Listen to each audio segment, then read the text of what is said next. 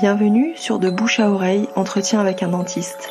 Une conversation avec une personnalité touchant de près ou de loin le monde du dentaire. Le but, vous faire découvrir différents parcours, différentes personnalités. Nous parlerons des multiples aspects de notre métier, de nouvelles technologies, de formation, de lecture. Mais surtout, nous parlerons de relations humaines. Très bonne écoute.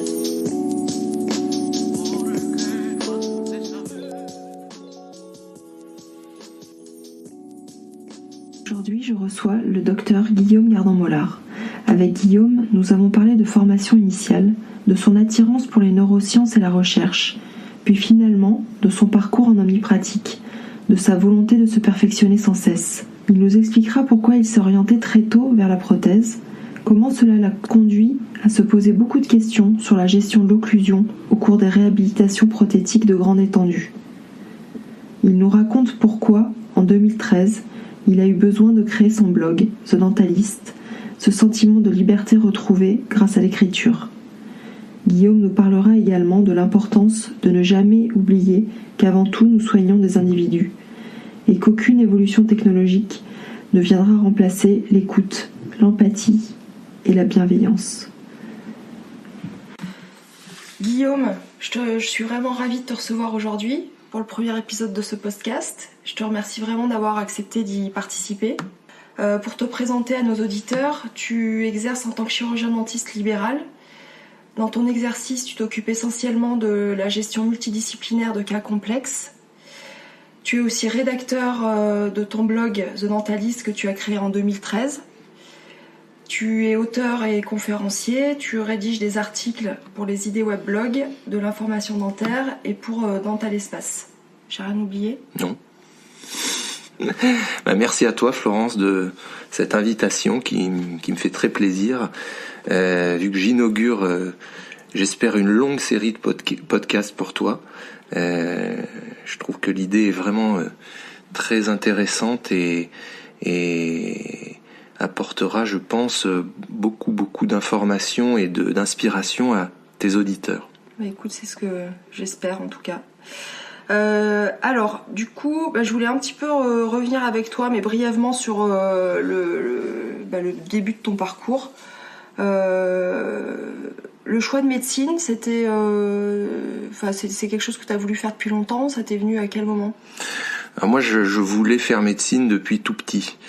Vraiment, je voulais soigner des gens. C'était ce qui m'intéressait. Mon père étant médecin, je l'ai vu exercer la médecine générale et puis la médecine vasculaire par la suite, mais j'appréciais beaucoup le contact qu'il avait avec ses patients et la gratitude qu'avaient ses patients envers lui, et automatiquement, naturellement, j'ai eu envie de faire ce métier de soignant. J'avais pas vraiment d'idée de médecine ou dentaire au départ, je voulais faire de la médecine.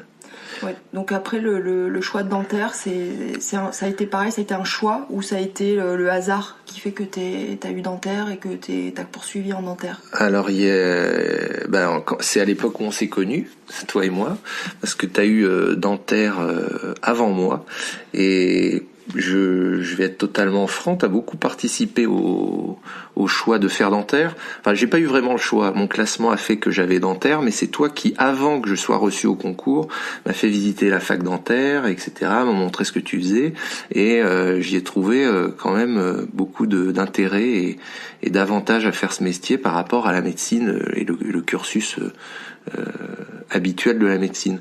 Et donc oui, une fois que j'ai été reçu en dentaire, j'y ai trouvé un intérêt vraiment intéressant. Ouais, ton arrivée à la fac, comment ça s'est passé, l'enthousiasme, des illusions, comment t'as vécu les années de fac.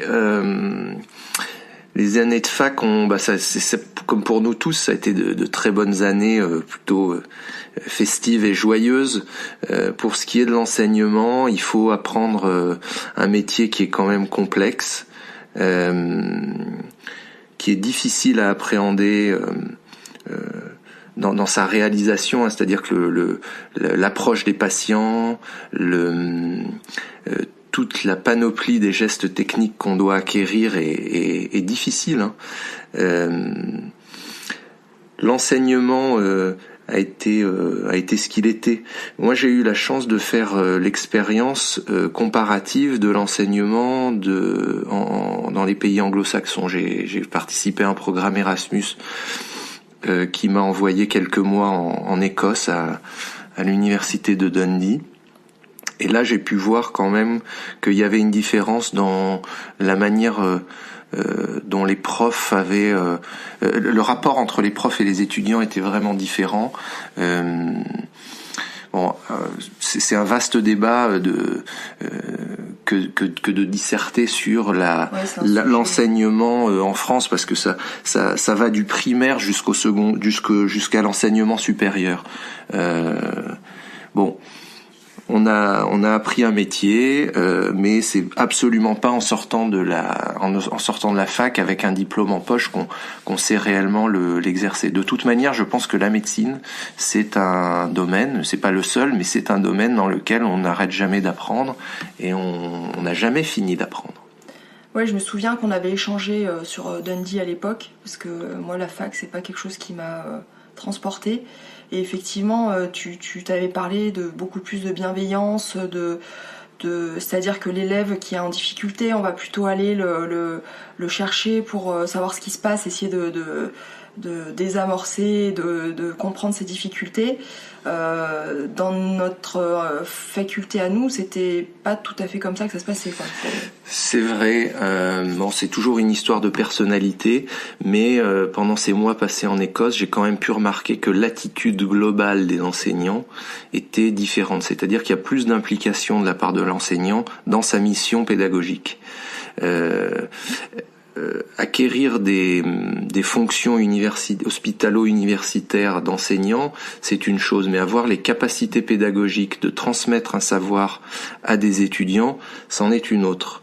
J'enfonce un petit peu des portes ouvertes. Il y a des bons profs et il y a des mauvais profs.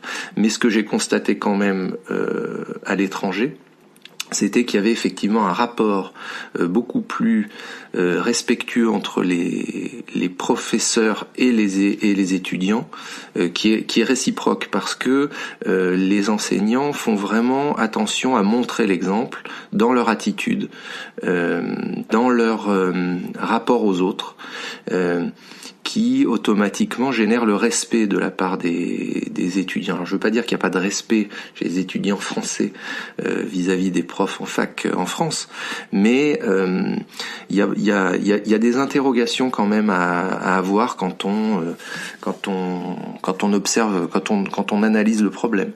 Mais moi, les années passées en Écosse les mois passés en Écosse ont été des mois extrêmement stimulants intellectuellement, mais j'ai aussi appris énormément de choses et j'aurais aimé rester là-bas plus longtemps. Donc après, tu passes ta thèse en 2003.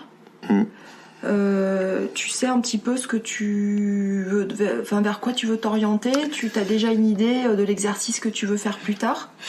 Pas vraiment. Pour être vraiment honnête, la fin de alors moi j'ai fait ma thèse en recherche sur la douleur et la physiologie et la douleur orofaciale, puisque à la fac de Clermont où on a étudié, on disposait d'un labo de recherche INSERM, une antenne INSERM qui se consacrait à l'étude de la douleur orofaciale. Et c'est quelque chose, moi, qui m'a beaucoup intéressé, les neurosciences et ces problématiques de douleur. C'est même un sujet pour lequel j'ai failli abandonner la dentisterie et le fauteuil pour me consacrer à ça. Ça m'a vraiment passionné. Et j'avais quelques doutes quand même sur l'exercice à ce moment-là. Je me posais beaucoup de questions parce que les difficultés qu'on avait en tant qu'étudiant en fin de cursus, on se pose beaucoup de questions sur par rapport à la manière dont on vit le quotidien d'étudiants soignants. Je me disais pourquoi pas essayer de creuser cette voie de la recherche et d'aller un petit peu plus loin. Donc j'ai passé beaucoup de temps dans ce labo INSERM à faire des certificats, de monter des petits protocoles de recherche avec les enseignants-chercheurs. Et quand je suis parti en Écosse, là j'ai travaillé avec Sam Cadden qui dirige un labo de physio orofacial lui aussi à Dundee, et il m'a proposé de faire un mini protocole de recherche sur les réflexes myotatiques liés à la douleur orofaciale. Donc on a fait de l'électromyographie ensemble et tout, c'était très stimulant, et vraiment c'est quelque chose que j'ai gardé, et une fois le diplôme obtenu, dont j'avais pas vraiment d'idée de ce que je voulais faire. Est-ce que je continuais la recherche, ou est-ce que vraiment je retournais vers le cœur de métier de chirurgien dentiste. Donc du coup t'as quand même choisi la voie t'as décidé de te former, parce que je sais que t'as fait des CES en prothèse fixée, ouais, prothèse complète et prothèse adjointe.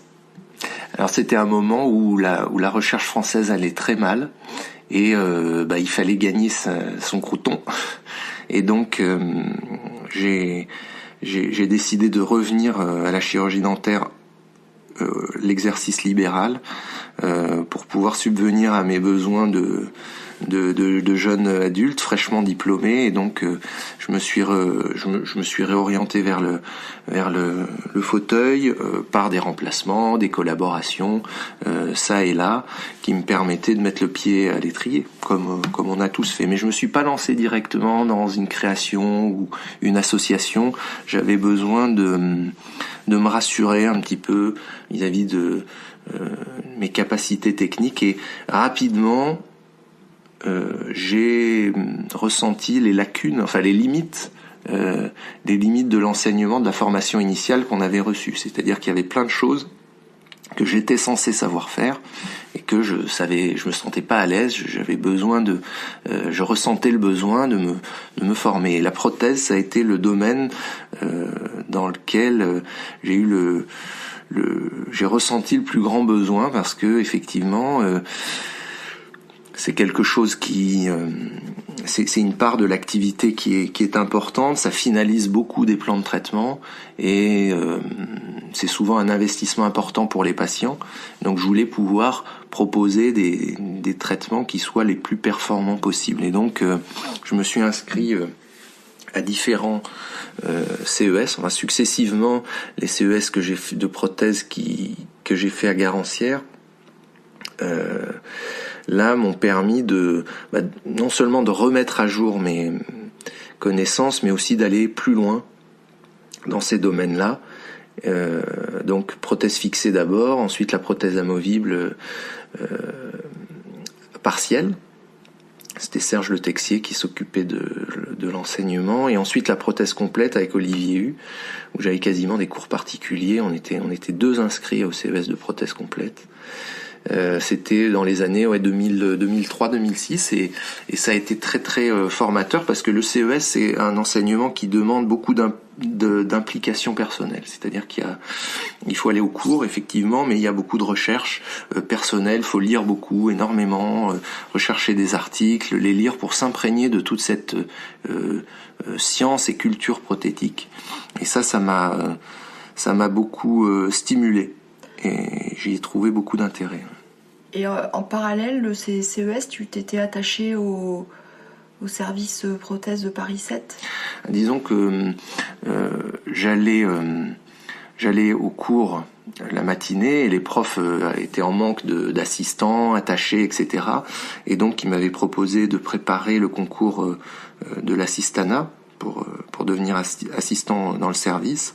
Donc pendant plusieurs mois, quasiment une année, ou un peu plus d'une année, j'allais au cours de CES, et soit je restais l'après-midi ou la journée du lendemain avec les étudiants pour encadrer les TP et les vacations cliniques.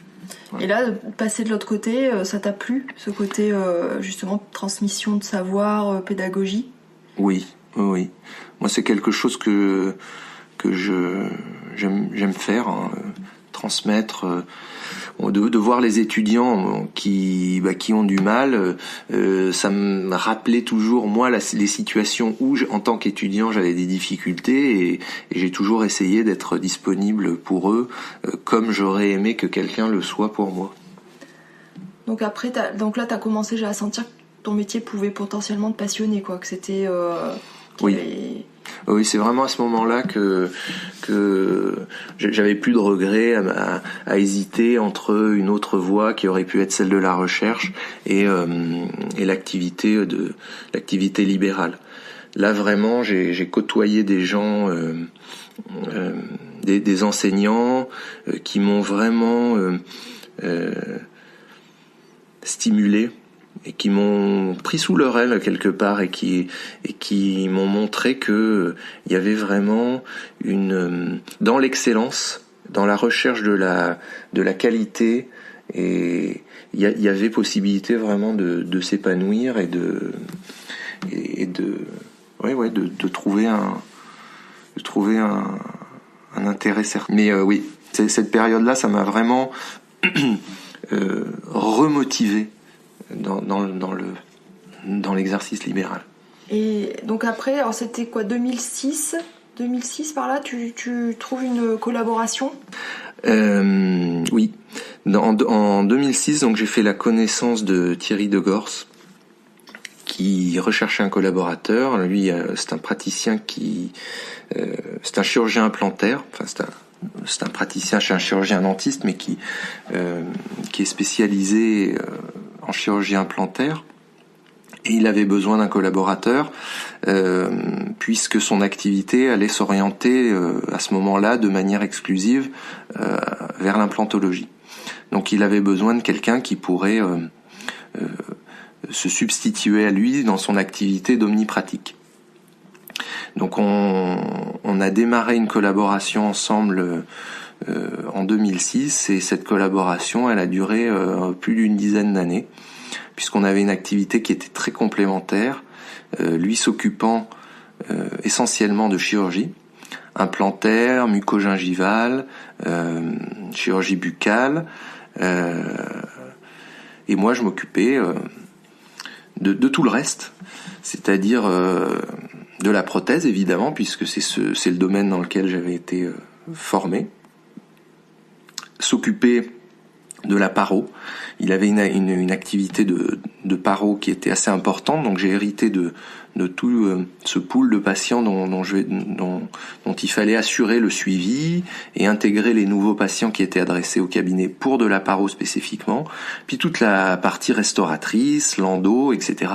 Donc ça m'a beaucoup occupé, j'étais très très occupé, parce que aussi parallèlement, j'ai continué à me former dans des domaines comme l'occlusion, l'esthétique. C'est dans ces années-là où j'ai suivi le cursus de Gilles Tierlet et Jean-Pierre Attal, un GRF à Paris, qui a été aussi là très très formateur dans toutes les techniques de dentisterie adhésive et esthétique.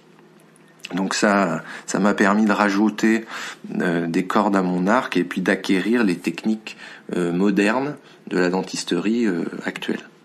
Je voulais juste qu'on revienne un petit peu sur le sujet là, donc, que tu as un petit peu abordé sur l'occlusodontologie, parce que je sais que tu as beaucoup fait de formation, tu t'es posé beaucoup de questions sur ce domaine-là, parce que quand on sort de la fac, on a, je pense, pas compris grand-chose à cette discipline qui est pourtant fondamentale. C'est-à-dire, on peut difficilement s'en passer dans notre exercice au quotidien, et pourtant ça reste très flou, très empirique. Explique-nous un petit peu ton parcours en occluso. Alors l'occluso, j'y étais confronté dans les années où je m'intéressais à la douleur orofaciale, parce qu'évidemment, il y a une partie pour moi, il y a deux parties dans l'occluso.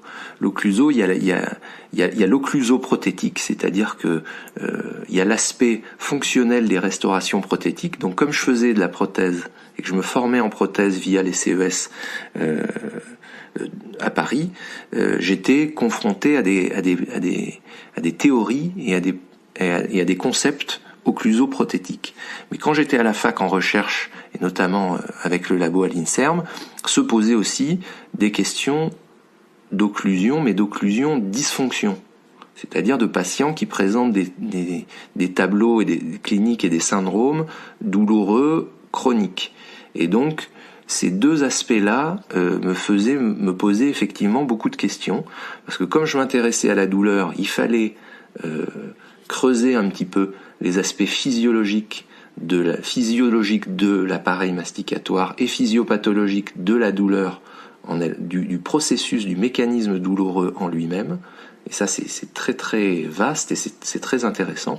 Et en même temps, il y avait le volet prothèse, où là aussi, je me posais beaucoup de questions dans la mesure où j'essayais d'appliquer rigoureusement les concepts occlusaux qu'on nous avait enseignés dans les livres, et je me rendais compte que cliniquement, ça marchait pas toujours comme c'était décrit dans les livres, justement.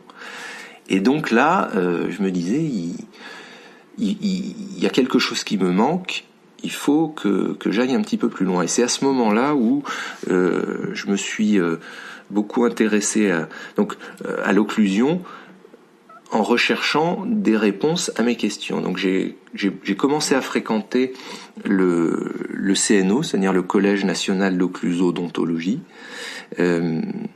et en allant au congrès, en lisant les publications, là il y a deux choses. Je me suis aperçu que c'est une approche qui est multidisciplinaire. C'est-à-dire c'est la première fois. J'étais tout jeune diplômé et je me rendais compte que l'aspect multidisciplinaire de l'occlusion était primordial. C'est-à-dire qu'au CNO se côtoient des chirurgiens dentistes, des prothésistes, des chercheurs en physiologie orofaciale, des ORL, plein de disciplines, et tout le monde échange, et c'est cette émulation que je trouvais très stimulante, parce que effectivement ça ouvrait le champ du savoir à plein de domaines. Donc intellectuellement, c'est une recherche que je trouvais très stimulante. Et malgré ça, j'avais toujours des problématiques en occlusoprothèse, c'est-à-dire dans la gestion des concepts occlusaux, tout ce qu'on a appris dans les bouquins. Et là, j'ai commencé une quête aussi pour essayer de trouver des réponses et des solutions aux problématiques cliniques que j'avais sur certains cas. C'est-à-dire que par exemple, des cas de prothèses assez étendus, on règle bien l'occlusion tout comme on nous a dit de faire, protection canine, guide antérieur, etc. Et ben malgré ça, il y avait des problèmes de casse ou des problèmes qui faisaient qu'on n'était pas satisfait du résultat. Et donc là encore, j'ai continué à chercher des réponses un petit peu partout, en fréquentant différents congrès, différentes écoles européennes, notamment l'école autrichienne de Rudolf Salicek, avec les concepts d'ortho, qui intègrent des concepts aussi fonctionnels, qui sont très intéressants et très stimulants, mais très complexes aussi à appréhender au quotidien. L'occluso, il y a deux principaux courants, c'est ça? Il me semble, tu as les gnatologistes et les fonctionnalistes. Alors il y a historiquement l'école gnatologiste qui a édicté des principes, pour pas dire des dogmes, en ce qui concerne l'occlusion. C'est-à-dire c'était des gens qui voyaient le fonctionnement de l'appareil masticatoire de manière très mécanique. C'est-à-dire que ils ont étudié les paramètres géométriques des composants du système, à savoir les ATM, les pentes condyliennes, tous ces trucs-là, les angles de Bennett, etc., tous ces trucs qui nous font hérisser le poil, les pentes canines, les pentes cuspidiennes, etc. Mais c'est impraticable. Enfin, je veux dire, concrètement, dans un exercice libéral au quotidien, c'est vrai.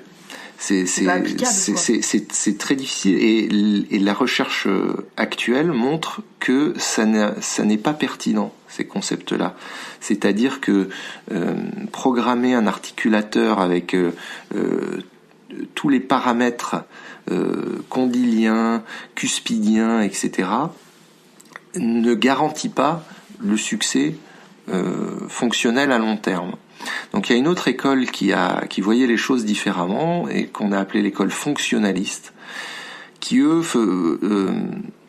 donnaient plus d'importance par exemple au fonctionnement musculaire. C'est-à-dire que la mastication c'est une activité complexe qui fait intervenir tout un système musculaire, le système articulaire, les dents, et il y a aussi la consistance du bol alimentaire, les rapports interarcades au niveau dentaire. Je vais pas rentrer dans les détails, ce serait un petit peu long, mais en tout cas il y a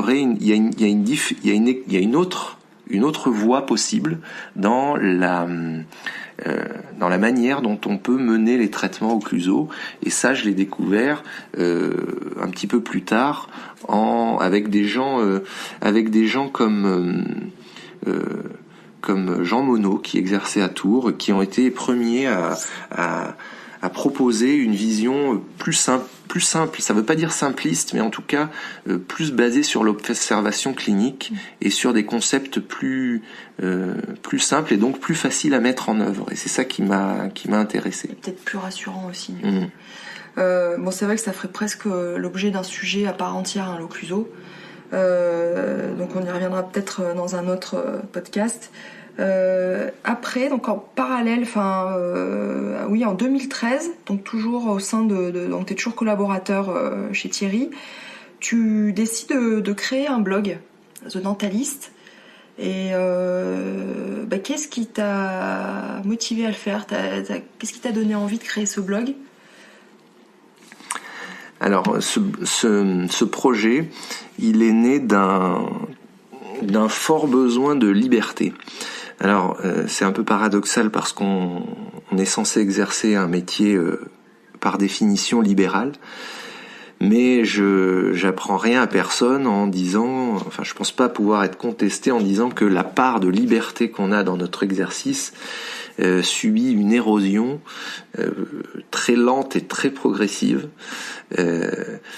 qui fait qu'on perd de notre autonomie, on perd de notre liberté thérapeutique, de notre liberté de choix, de notre liberté d'exercice.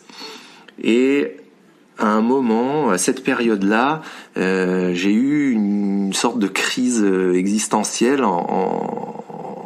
avec beaucoup d'inquiétude, en me disant, voilà, si ça continue à ce rythme-là, on va finir comme des robots, il va y avoir une fonctionnalisation très forte de notre profession, et moi, si j'ai choisi aussi de faire de la médecine, c'est pour pouvoir garder cette forme de liberté. On en reparlera peut-être, mais liberté qui veut dire aussi responsabilité et éthique, forcément.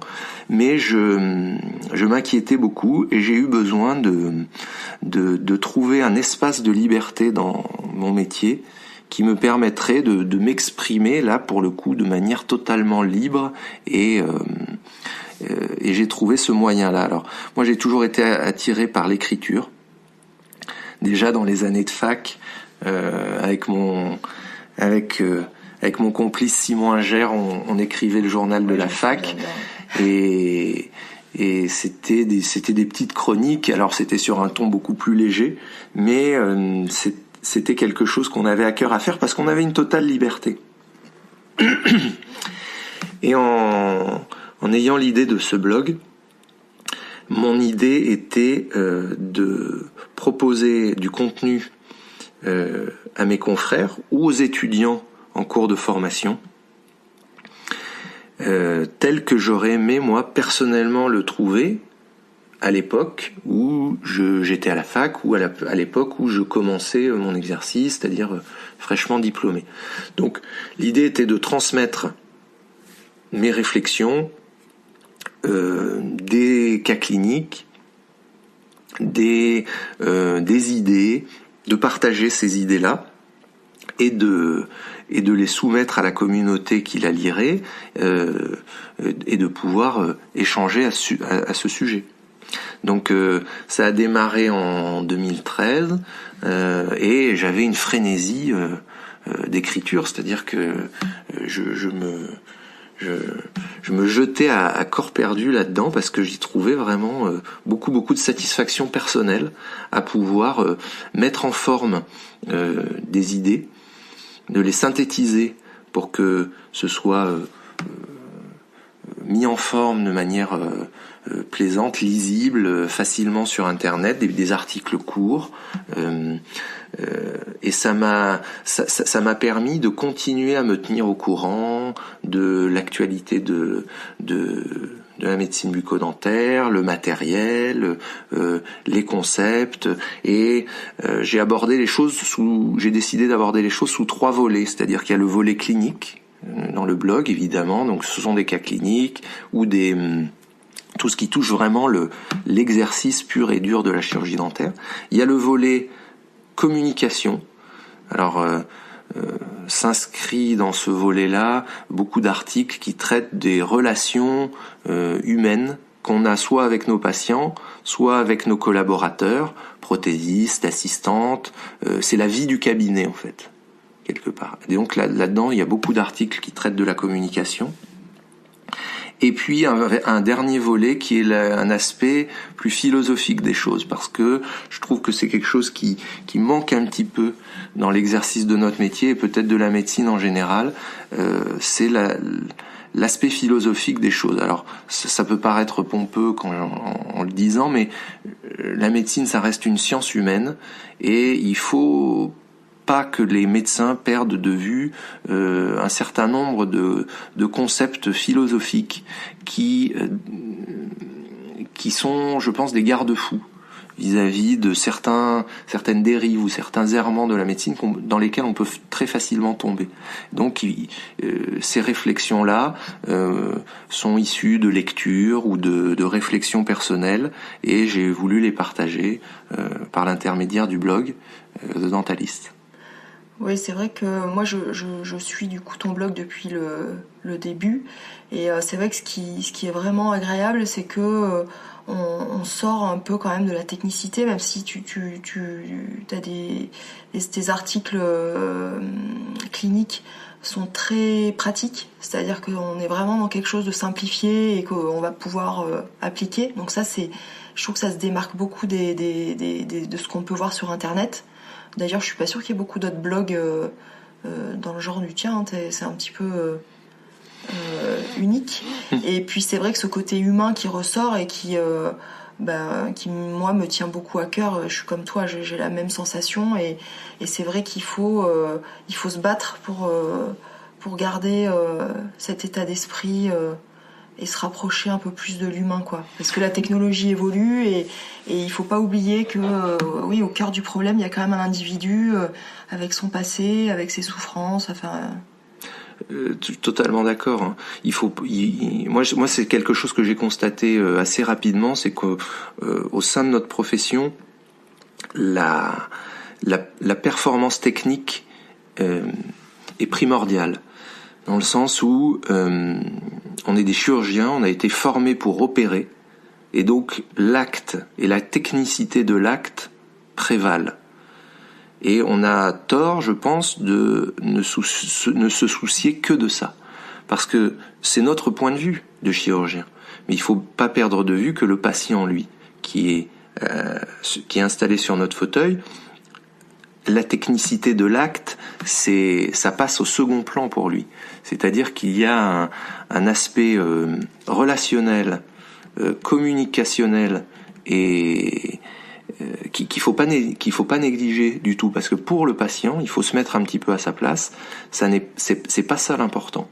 Il faut savoir s'adresser au patient, il faut savoir l'écouter, il faut savoir prendre en considération ses émotions, ses craintes, ce qui le motive à à se lancer dans un traitement. Le patient n'a pas les moyens de juger de votre technicité. En revanche, juger de vos capacités relationnelles, ça, tous les patients sont capables de le faire. Et je pense que dans l'enseignement, d'ailleurs, on en parlait tout à l'heure, on focalise trop sur l'acte technique. Il faut rééquilibrer un petit peu notre pratique. Alors ça veut pas dire qu'il faut être de mauvais techniciens, mais moi ce que j'ai remarqué, c'est que des praticiens qui sont très bons techniquement, mais qui ont une approche relationnelle avec les patients qui va être moins bonne, vont se confronter à une problématique, c'est-à-dire qu'ils vont essuyer des échecs en fait, qui seront pas d'origine technique, mais qui seront d'origine relationnelle. Et inversement, il y a des praticiens qui sont peut-être moins bons techniquement, mais qui ont des capacités et des aptitudes relationnelles et communicationnelles plus performantes. Et ces praticiens-là vont avoir plus de succès en fait. Je mets entre guillemets plus de succès, parce qu'il faudrait définir ce que c'est que le succès, mais en tout cas, ils vont avoir une reconnaissance de la part des patients qui va être très très forte. C'est vrai. Donc ensuite, tu proposes des formations via le blog. C'était un désir à l'origine, ou c'est venu après, finalement, de fil en aiguille, t'as eu envie de proposer des formations en visuel, quoi. Enfin... C'était pas mon idée première, parce que je pensais au départ que les articles que j'écrivais feraient office de formation, mais comme je les écrivais de manière très synthétique, c'est-à-dire que par exemple quand on parle de je prends un sujet au hasard, hein, on parle de composite. C'est difficile d'être exhaustif sur le sujet des composites tellement le sujet est vaste. Donc je proposais une synthèse ou un point de vue personnel dans un article, mais je voyais bien que les abonnés au site ou les gens qui suivent avaient envie d'aller plus loin par leurs questions, les interrogations qu'ils avaient. Donc je me disais, oui, il faudrait peut-être proposer sur tous les sujets qui sont traités sur le blog. Il s'agirait de les étoffer pour pouvoir proposer un peu plus de substance. Et c'est en réfléchissant à ça que l'idée est venue de proposer des cours qui soient plus consistants, évidemment, présentiels, donc avec des petits groupes d'une quinzaine de participants sur des thématiques qu'on retrouve dans le blog.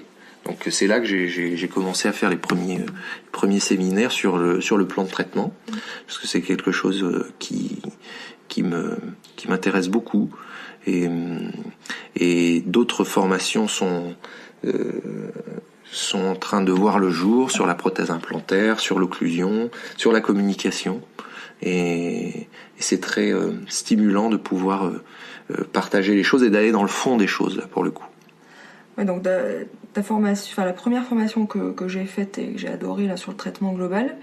Donc toi, dans ton exercice, c'est le cœur de ton exercice, c'est les traitements complexes, multidisciplinaires, donc de réhabilitation globale. Donc c'est vrai que ça nécessite d'avoir vraiment tout anticipé, d'avoir une synthèse du patient qui se présente. Et comment, je voulais savoir un petit peu au niveau de ton exercice justement, comment tu t'organises, comment tu fais tes plans de traitement. Alors la problématique du plan de traitement global, c'est une question qu'on me pose souvent. C'est d'ailleurs d'abord qu'est-ce que c'est qu'un plan de traitement global. Alors c'est pas forcément là, c'est une approche du patient d'abord.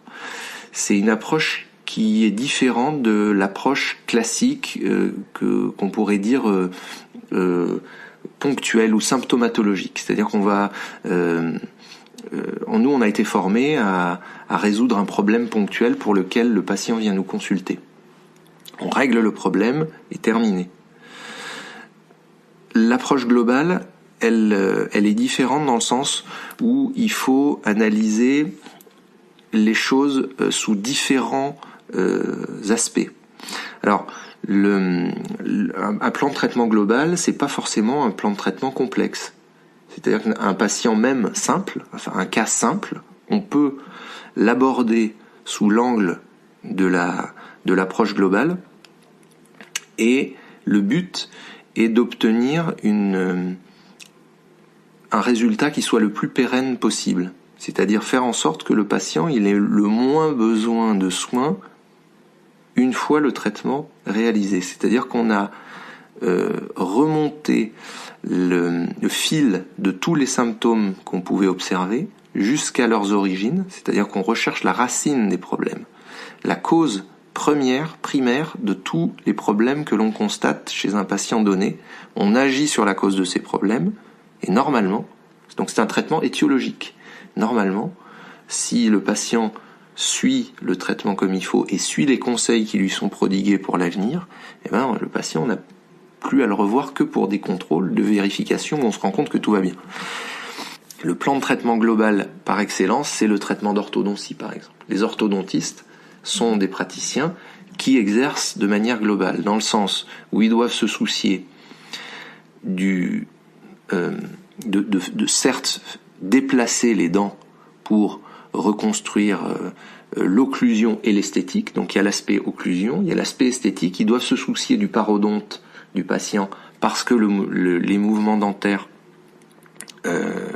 sont conditionnés par la solidité, la qualité du parodonte, la santé parodontale.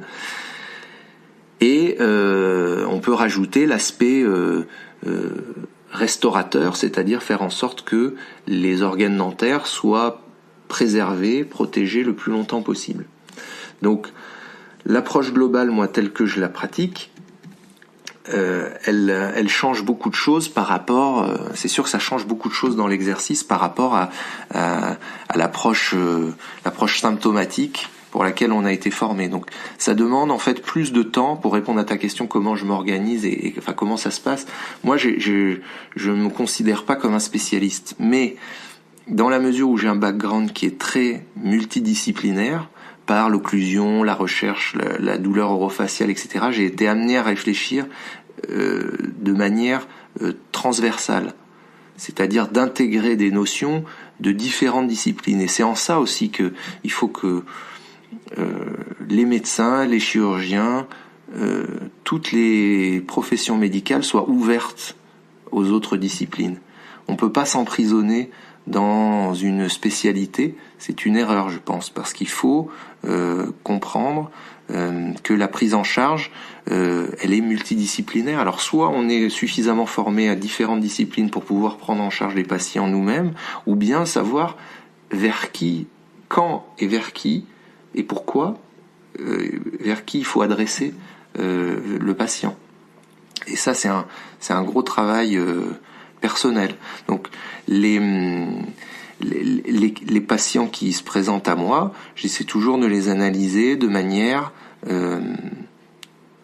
globale, dans le sens où d'abord il faut passer plus de temps à écouter les patients, à les faire parler, à leur poser des questions ciblées pour essayer un petit peu de comprendre quelle est leur histoire personnelle, quelle est leur histoire dentaire, quelle est leur histoire médicale.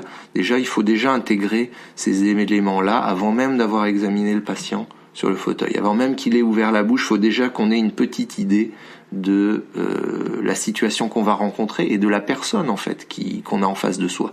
Parce que deux patients qui auraient la même situation buccale identique ne vont peut-être pas avoir besoin du même traitement. Et ensuite, il y a une analyse clinique qui doit se faire selon différents domaines. C'est le domaine parodontal. Il faut s'occuper de paro, même en omnipratique. C'est quelque chose de très important.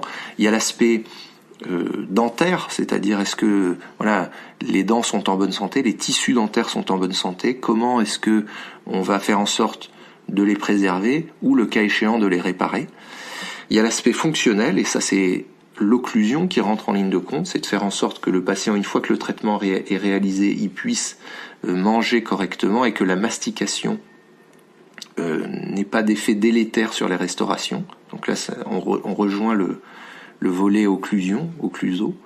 Et il y a l'aspect esthétique des choses. C'est-à-dire que nos patients, ils ont quand même aussi envie aujourd'hui d'avoir des traitements, une fois réalisés, que ce soit joli. Donc ces 4 domaines-là concourent à définir une stratégie globale pour la résolution de n'importe quel cas clinique. Ça ne veut pas dire qu'on va faire le plus de dentisterie possible dans la bouche d'un patient. C'est pas du tout ça l'approche globale. Ça ne veut pas dire on refait la bouche de tous les patients, l'approche globale. L'approche globale, c'est qu'on va analyser de manière très objective et très méthodique différents domaines, paro, dentaire, occlusion et esthétique. On analyse, on voit ce qui va et ce qui ne va pas, et on construit un plan de traitement qui va solutionner certes les problèmes qu'on a observés, mais qui va s'attacher à comprendre les causes du problème. Et surtout, je pense aussi être à l'écoute de la demande du patient. C'est-à-dire que nous, on peut avoir envie de tout faire d'esthétique parce que on a l'impression qu'il y a un besoin esthétique, mais le patient, il peut ne pas du tout se sentir concerné et ne pas en avoir envie. Donc aussi s'adapter à sa demande dans la mesure où elle est raisonnable. Absolument. L'esthétique aujourd'hui, c'est quelque chose qui se développe beaucoup. Il y a une très forte demande des praticiens, qui est sous-tendue par la demande des patients, évidemment. Donc beaucoup de praticiens développent cet aspect de leur pratique. C'est une très bonne chose, mais il ne faut pas non plus foncer tête baissée en pensant que tous les cas se ressemblent et que pour tous les cas on peut proposer le même traitement et obtenir les mêmes résultats. Ça c'est une erreur fondamentale qu'il faut pas faire. Il faut essayer de comprendre quand un patient, il peut l'exprimer là, il peut exprimer une demande esthétique de manière spontanée, c'est-à-dire docteur, voilà, je viens vous voir parce que je trouve que mon sourire est pas joli et je voudrais que vous le rendiez plus joli.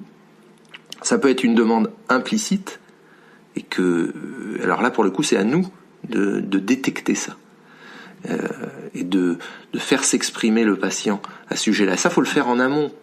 Ça, il faut vraiment le faire en amont, parce que c'est pas une fois que le traitement est terminé et que le patient, il vous dit finalement, maintenant qu'on a fait tout plein de choses sur les secteurs postérieurs, docteur, j'aimerais bien que vous regardiez un petit peu à l'avant, est-ce qu'on peut pas faire quelque chose aussi? Non, faut pas le faire dans cet ordre-là. Il faut d'emblée cerner les besoins et les demandes du patient. Et en esthétique, il faut bien comprendre quelles sont les causes du désordre esthétique qu'on constate. Là, c'est vraiment, il faut être objectif. Il faut pas projeter ses propres désirs de praticien. C'est pas parce qu'on a fait une formation sur les facettes qu'on va coller des facettes à tout le monde. C'est peut-être pas la bonne solution. Il faut aussi comprendre quelles sont les raisons qui ont conduit au désordre esthétique. Ça peut être des raisons parodontales. Le patient qui se présente parce qu'il a les dents qui partent en avant, il vous dit maintenant il y a des espaces qui se sont créés entre mes dents. Je veux qu'on résolve le problème. D'accord, on peut coller des facettes pour fermer les diastèmes. Mais si on n'a pas pris en charge le problème parodontal, la pulsion linguale, qui va faire que les dents sont projetées vers l'avant, on aura un échec à plus ou moins court terme. Donc après, tu continues toujours de te former toi. T'as une formation là récente qui t'a vraiment inspiré, qui t'a apporté beaucoup? Alors j'ai suivi un cursus aux États-Unis, à Seattle, auprès du docteur John Kois, qui est un praticien très réputé là-bas, qui a une formation en prothèse et en paro. Et j'ai entendu parler de lui par des confrères français, des praticiens français qui étaient allés se former aux États-Unis dans différents postgraduate là-bas et qui m'ont parlé de ce praticien dans des termes très élogieux, et en creusant un petit peu en cherchant des informations sur ce cursus, je me suis rendu compte que c'était un cursus multidisciplinaire qui intégrait justement des notions de paro, des notions de restauratrice, des notions d'occlusion, des notions d'esthétique. Vraiment quelque chose là pour le coup. Quand j'ai découvert ce programme-là, j'étais très enthousiasmé parce que ça correspondait vraiment à ma vision des choses. C'était ce que je recherchais. Moi, je cherche vraiment l'aspect multidisciplinaire de la médecine. Et donc, j'ai décidé de suivre ce cursus-là. Donc, je me suis rendu à Seattle plusieurs fois pour suivre un cursus complet qui est assez long, en 9 modules, mais qui est extrêmement pertinent. C'est un enseignement d'une qualité incroyable, très dense, mais qui m'a fait comprendre énormément de choses, en l'occurrence sur l'occlusion. C'est-à-dire que on a eu un cours sur l'occlusion d'une semaine. En une semaine, là-bas, j'ai compris plus de choses sur l'occlusion que 10 ans à chercher des pistes dans les bouquins des gnatologistes et de choses comme ça. Vraiment, ça m'a clarifié les choses. Ça m'a appris beaucoup de choses en paro. Ça m'a appris beaucoup de choses sur la prévention aussi. Paradoxalement, la prophylaxie et la prévention sont des choses que je mets de plus en plus en place dans ma pratique. C'est vrai que c'est un enjeu aujourd'hui, on en parle beaucoup concernant l'avenir de la profession ici en France. Il faut que la prévention, c'est sûr que la France a un gros retard dans ce domaine-là par rapport à d'autres pays européens. On sent bien que la mise en place de mesures préventives est une clé, parce qu'on est trop dans un modèle réparatif en France. Les médecins, les chirurgiens ne gagnent leur vie qu'en réparant des choses qui sont cassées. Un modèle réparatif et le modèle préventif qui viserait à intercepter et à prévenir les problèmes avant qu'ils n'apparaissent et ne soient trop graves, c'est quelque chose de fondamental auquel les patients sont très sensibles. Très sensible. Et paradoxalement, dans ce cursus aux États-Unis, alors qu'on pourrait penser que ça va être quelque chose de très technique, très pointu, l'accent est mis vraiment sur comme on recherche les problèmes à leur base, à leur racine, et ben automatiquement on est obligé de se préoccuper de l'alimentation des patients. Qu'est-ce qu'ils mangent, qu'est-ce qu'ils boivent, et qui peuvent justement contribuer à détruire leurs dents ou leur parodonte. Il y a l'aspect prophylactique qui ne concerne pas que les enfants ou les adolescents. Il y a des gens qui sont à risque, qui présentent des facteurs de risque parodontaux, dentaires ou fonctionnels. Et il faut savoir les intercepter, proposer des thérapeutiques préventives pour assurer la pérennité de nos résultats, parce que évidemment les patients vivent de plus en plus longtemps aujourd'hui, ils vivent jusqu'à quasiment 100 ans, et c'est un vrai challenge aujourd'hui de proposer des traitements qui vont durer 50 ans. Et ça passera automatiquement par une approche préventive, qui aujourd'hui n'a pas la faveur des praticiens en France.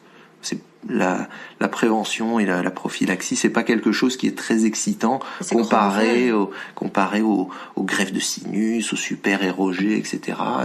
Des super techniciens. C'est pas aussi stimulant, pourtant ça. Je pense aussi qu'on considère que c'est plutôt le travail des hygiénistes qui n'existent pas encore en France.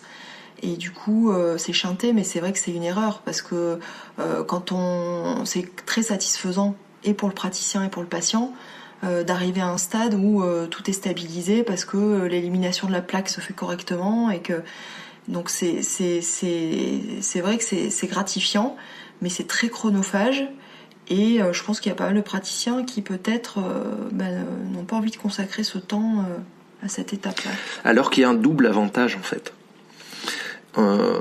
Il y a un double avantage dans le sens où le patient, lorsqu'on lui explique la cause de ses problèmes, est beaucoup plus réceptif à une proposition de traitement. C'est-à-dire qu'on peut avoir une situation qui est vraiment très détériorée, ou un plan de traitement, là pour le coup, global, complexe, où il faut tout reconstruire, c'est-à-dire une réhabilitation complète, bimaxillaire, avec des implants, avec des prothèses fixées, où il y a de l'esthétique, de l'occlusion, de la paro, etc. Le patient, si on lui a bien expliqué, quelles étaient les causes de son problème et comment, en parallèle d'un traitement dentaire, il va pouvoir les résoudre en modifiant son alimentation, ses habitudes de vie, en agissant sur le tabac ou d'autres paramètres, il va être extrêmement à l'écoute de ce qu'on va lui proposer et il y a un climat de confiance qui va se créer. Le deuxième volet, évidemment, c'est que en assurant la maintenance prophylactique de nos traitements, on s'évite des problèmes dans le futur. John Kois aux États-Unis m'a expliqué très bien que et ça j'y étais très sensible parce que c'était une des problématiques qui m'a amené jusqu'à lui. C'est-à-dire que si on va le matin au boulot, au cabinet, et que on subit une avalanche d'appels téléphoniques de nos anciens patients qui nous appellent parce qu'il y a un truc qui s'est cassé, parce qu'il y a un truc qui pose problème, alors qu'on les a déjà traités. Et ils sont vindicatifs, mais je comprends pas, docteur, on a fait ça il y a 2 ans, et puis maintenant ça pose problème, c'est tombé, c'est cassé, ça s'infecte ou autre. Si on vit ça, si on subit ça au quotidien, eh ben, il y a très peu de chances pour qu'on ait du plaisir à exercer notre métier. Et ça, Kois l'explique très bien, et toute sa philosophie est basée là-dessus, c'est-à-dire que si on se préoccupe de la prévention des problèmes, de l'approche prophylactique et préventive des problèmes, on s'évite énormément de problèmes. Et ça rejoint aussi l'occlusion. L'occlusion, c'est un des paramètres clés pour la pérennité des traitements. C'est-à-dire de savoir gérer l'occlusion et d'assurer la stabilité fonctionnelle occlusale des traitements, c'est source de sérénité pour le praticien. Parce qu'on s'évite, il y a énormément de complications dentaires, bucco-dentaires, qui ont une origine occlusale. Juste une question complètement pratique, mais qui pourrait peut-être intéresser les auditeurs. La formation de John Kois, donc à Seattle, ça nécessite d'être parfaitement bilingue. Comment ça se passe ? Tu peux aller la faire en parlant approximativement l'anglais, c'est compliqué. Enfin, toi, tu as la chance de parler plusieurs langues couramment, mais c'est peut-être pas le cas de tous nos confrères. Alors, il faut quand même avoir une connaissance de base de l'anglais. Alors, il y a beaucoup d'étudiants, il y a beaucoup de participants qui viennent du monde entier, qui maîtrisent pas forcément l'anglais de manière parfaite, qui parlent pas couramment. Mais John Kois est un enseignant de très grande classe dans la mesure où il fait attention dans son mode d'expression. C'est pas la caricature de l'américain qui parle avec un accent du Middle West. C'est quelqu'un qui s'exprime très calmement, très posément. Et moi, j'ai jamais eu tout le monde s'accorde à dire qu'il s'exprime très bien et très clairement et que c'est compréhensible. Il y a tout un support de cours sous forme numérique qu'on télécharge sur iPad, etc., où tout est écrit, tout est clarifié, etc. Mais c'est vrai que si on n'a pas un minimum de connaissance de la langue anglaise, c'est un petit peu difficile, forcément. Tout est en anglais. Okay. Petite question un peu pour clore cette interview. Attends, à ce sujet-là, on peut peut-être ajouter aussi que moi j'encourage les confrères à travailler l'anglais. Oui, je suis d'accord. Parce que le monde moderne a donné une prépondérance à la langue anglaise, et de maîtriser un minimum, en tout cas de travailler régulièrement et progressivement sa compréhension de l'anglais, ne serait-ce que sa compréhension, je dis pas son expression, juste la compréhension, ça ouvre une dimension, ça ouvre des horizons extraordinaires, puisqu'on a automatiquement accès à toute la littérature, à tout ce qui a été écrit, tout ce qui est produit sur Internet aujourd'hui en langue anglaise autour de notre métier, et c'est une mine d'or. Ça ouvre énormément de possibilités. C'est vrai. Et petite parenthèse, c'est vrai que maintenant, avec Internet, il y a quand même énormément de façons d'apprendre de manière, on va dire, ludique. Vous avez Italki, où vous pouvez trouver des profs de toutes les langues possibles et imaginables, et Duolingo, Mosalingua, il y a quand même plein de supports pour bien progresser en anglais. Voilà, je ferme la parenthèse. Donc je reviens là pour un petit peu terminer. Je voulais qu'on parle assez brièvement quand même, mais de l'avenir de la profession. Quelle vision tu as de notre avenir concernant le reste à charge zéro, peut-être aussi une orientation vers l'ultra spécialisation, on a l'impression, ces dernières années, plutôt optimiste, pessimiste? Plutôt neutre en fait. Je suis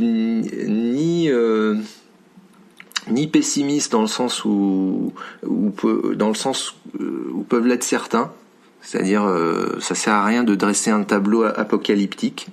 On a un métier, on a la chance d'avoir un métier extraordinaire. Il faut pas le perdre de vue. C'est-à-dire, d'une part, faut pas perdre de vue que les maladies carieuses et parodontales sont les maladies les plus répandues, les maladies humaines les plus répandues à la surface de la Terre. Déjà. Donc, il n'y a pas beaucoup de métiers où on est sûr de pas être au chômage. On aura toujours à travailler. C'est un métier où on n'a pas à se soucier que le téléphone sonne le matin. On n'est pas on n'est pas à la recherche de clients perpétuels, à essayer de trouver de nouveaux marchés, etc. Les gens viennent à nous naturellement. Ça, c'est une chance. Il n'y a pas il n'y a pas énormément de métiers où on a cette sécurité de l'emploi, en fait. Cela dit, c'est un métier qui est très difficile. Ça, faut pas perdre de vue non plus. C'est un métier qui est exigeant en termes de stress, c'est difficile aussi physiquement, nerveusement, je pense. C'est intellectuellement aussi, ça demande des efforts.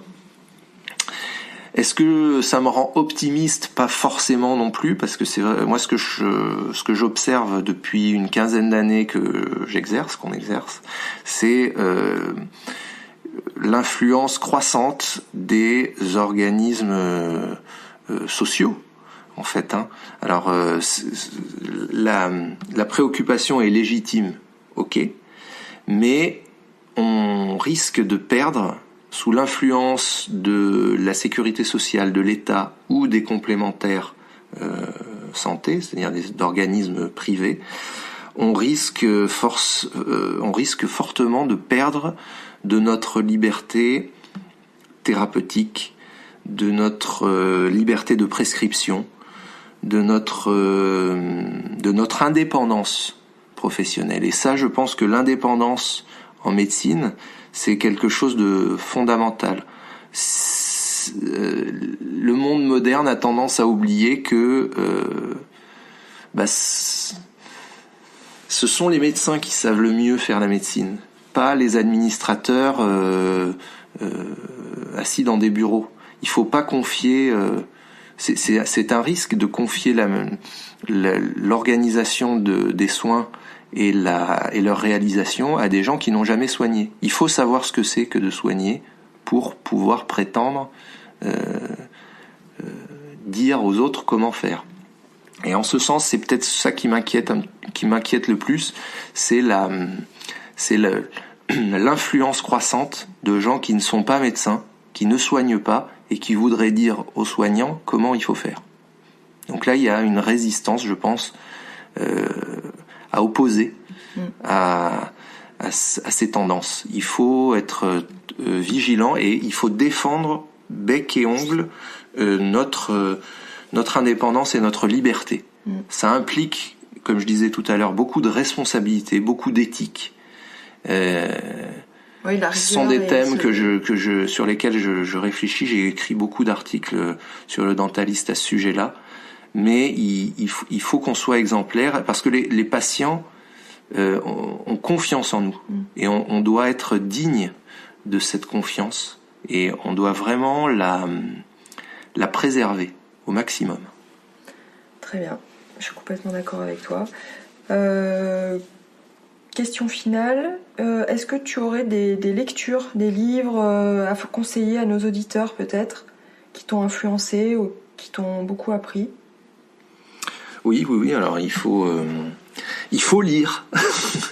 Il faut lire, faut lire beaucoup. Déjà, moi comme j'écris, en fait, pour écrire beaucoup, il faut lire beaucoup. Mais sur le site, il y a une rubrique qui est une petite bibliothèque composée de livres choisis que j'ai chroniqués, que j'ai résumés parfois, et que j'invite les abonnés ou les lecteurs du blog à se procurer et à lire attentivement. Ce sont vraiment des livres qui m'ont beaucoup influencé. Alors moi, le premier livre qui m'a vraiment marqué, c'est Daniel Rosenzweig qui l'a écrit, qui s'appelait les clés pour réussir au cabinet dentaire. C'est un bouquin que j'ai lu, que j'ai été amené à lire pour un travail de groupe à la fac, et qui m'a scotché parce que je trouvais l'approche et les idées qui étaient développées extrêmement pertinentes. Ça traite de la communication essentiellement, de l'organisation aussi du cabinet. C'est une manière de voir, moi, qui m'a énormément influencé. Ce bouquin, je l'ai lu au moins 10 fois. Je le relis très souvent. Et Daniel Rosenzweig est quelqu'un que je respecte énormément. J'ai énormément d'estime. Je le salue d'ailleurs s'il écoute ce podcast. Ses autres bouquins sont passionnants eux aussi. Ça peut traiter d'occlusion, mais ça traite aussi de plein de sujets différents. Vraiment, c'est à lire. Et puis d'autres ouvrages, je conseillerais de sortir un petit peu de la dentisterie aussi. C'est-à-dire de pas hésiter à lire des bouquins qui ne traitent pas forcément de techniques de greffe mucogingivale ou d'implantologie, quoi. C'est-à-dire qu'il faut on en parlait tout à l'heure, déjà les livres anglo-saxons, les livres en anglais, si on est capable de les lire, on apprend beaucoup de choses. Et puis il faut élargir son champ de vision. Il y a des bouquins qui traitent de l'art médical en général, des bouquins qui traitent de philo, d'histoire de la médecine. Il y a des bouquins qui traitent de neurosciences. Je pense que les neurosciences ont beaucoup de choses à nous apprendre sur nos comportements personnels. Personnellement, on apprend sur soi et on apprend aussi du comportement des autres. Les techniques de communication découlent des neurosciences quelque part. Donc ça, ce sont des lectures que je conseillerais effectivement. Donc de toute façon, moi je mettrai en lien sur le site du podcast toutes les références dont on nous a parlé. Écoute Guillaume, je te remercie infiniment pour cet échange qui était passionnant. J'espère que nos auditeurs auront pris autant de plaisir que moi à t'écouter. Et puis peut-être à une prochaine. Moi je te remercie encore une fois de ton invitation et de cette proposition. Je te souhaite beaucoup de réussite dans tes futurs podcasts et je les écouterai avec un très grand intérêt. Merci beaucoup et merci de ton initiative aussi surtout.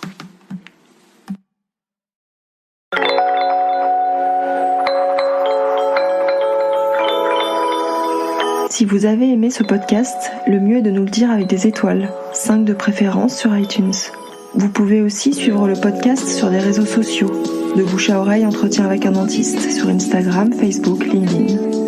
Rendez-vous sur notre site pour découvrir les liens qui se rapportent à chaque épisode.